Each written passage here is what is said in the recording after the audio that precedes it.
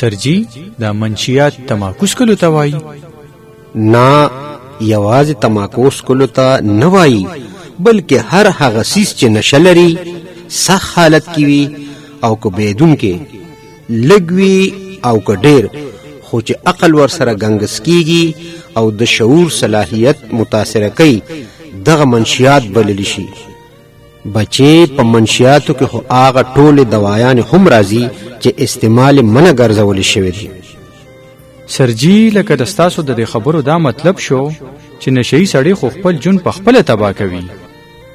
بالکل، داسې کس نه یوازې خپل صحت خراب توراب کی، بلکې د خپلو پیسو ضیاع هم کوي او د خاندان د بدنامۍ سبب هم جوړیږي. موږ له د نشې نه ژغورنه او ژوند سره مینه پکار ده.